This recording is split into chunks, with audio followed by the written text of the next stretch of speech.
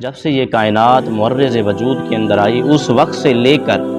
اب تک مختلف ادوار کے اندر مختلف لوگوں نے جو ہے کعبہ شریف کو تعمیر فرمایا۔ حضرت سیدنا شہاب الدین احمد کستلانی رحمہ بیان فرماتے ہیں اس وقت سے لے کر اب تک جو ہے کعبہ شریف کی تعمیر 10 مرتبہ ہو چکی۔ سب سے پہلے اللہ رب العزت کے حکم سے فرشتوں نے جو ہے کعبہ شریف کی تعمیر فرمائی، پھر اس کے بعد حضرت آدم علیہ السلام نے اس کو تعمیر فرمایا، پھر اس کے بعد حضرت شیث بن آدم علیہ السلام نے اس کو تعمیر فرمایا، پھر حضرت سیدنا ابراہیم علیہ السلام نے اس کو تعمیر فرمایا، پھر جو ہے اہل جرہم نے جو ہے اس کو تعمیر فرمایا، پھر قوم عمالقہ نے جو ہے اس کو تعمیر فرمایا، پھر اس کے بعد قصی بن کلاب نے جو ہے اس کو تعمیر فرمایا، پھر اس کے بعد جو ہے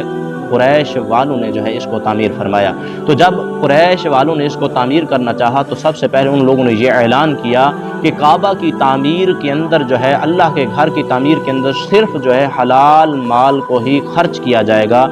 حلال مال کے علاوہ کوئی اور جو مال ہے وہ جو ناجائز طریقے سے حاصل کیا گیا اللہ کے گھر کی تعمیر کے اندر استعمال نہیں کیا جائے گا۔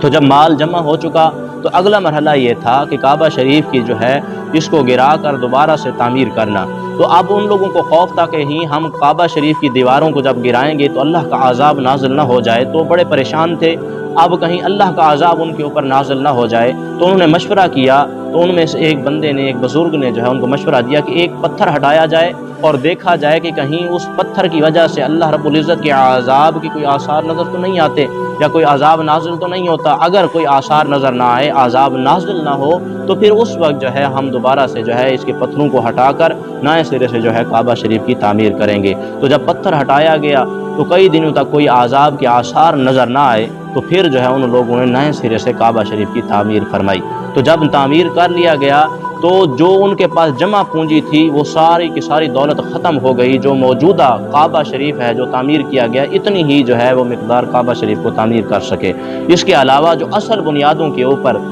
حضرت ابراہیم علیہ السلام نے جو کعبہ شریف تعمیر فرمایا تھا ان بنیادوں کے اوپر جو ہے وہ اس کو مکمل تعمیر نہ کر سکے، ان کے پاس اتنی دولت نہ تھی۔ تو جو باقی حصہ کعبہ شریف کا بچہ جس کو آج حتیم کہا جاتا ہے انہوں نے اس کا احاطہ کر لیا اور اس جگہ کو جو ہے وہ چھوڑ دیا۔ تو پیارے محبوب علیہ السلام نے حضرت اماں عائشہ سیدہ صدیقہ سے فرمایا کہ اے اماں عائشہ صدیقہ، کیا تو نے نہیں دیکھا، کیا تو اپنی قوم کو نہیں دیکھتی کہ ان لوگوں نے کعبہ شریف کی تعمیر کے اندر حضرت ابراہیم علیہ السلام کی بنیادوں کے اندر جو انہوں نے رکھی تھی کعبہ شریف کی تعمیر کے اندر اس کے اندر کمی کر دی ہے۔ تو حضرت اماں عائشہ سیدہ صدیقہ نے فرمایا کہ یا رسول اللہ، آپ اگر چاہتے ہیں تو نئے سرے سے اس کو تعمیر فرما دیں۔ تو حضرت پیارے محبوب علیہ السلام نے ارشاد فرمایا کہ اگر مجھے فتنے کا خدشہ نہ ہوتا اور یہ لوگ زمان جاہلیت کے قریب نہ ہوتے تو میں جو ہے ضرور اس کو تعمیر فرما دیتا۔ تو 9ویں مرتبہ جو ہے حضرت سیدنا ابن زبیر رضی اللہ تعالی عنہ نے حضور کی خواہش کے مطابق جو ہے حضرت ابراہیم علیہ السلام کی بنیادوں کے اوپر جو ہے کعبہ شریف کی تعمیر فرمائی، اور اس کے بعد جو ہے حجاج بن یوسف عبد الملک بن مروان کے حکم پر جو ہے اس نے دوبارہ سے جو ہے اس کو گرا کر جو ہے کعبے کو پھر سے دوبارہ قریش کی بنیادوں کے اوپر جو ہے کعبہ شریف کو جو ہے وہ تعمیر کیا، جو آج موجود ہے۔ جو حضرت ابراہیم علیہ السلام نے جو ہے جو کعبہ شریف کی تعمیر فرمائی تھی، جو اصل جو کعبہ شریف کی تعمیر کی جگہ تھی اس کے اوپر یہ کعبہ شریف جو ہے وہ موجود نہیں ہے۔ تو اصل جو تعمیر تھی وہ حضرت سیدنا ابراہیم علیہ السلام کی بنیادوں کے اوپر موجود تھی۔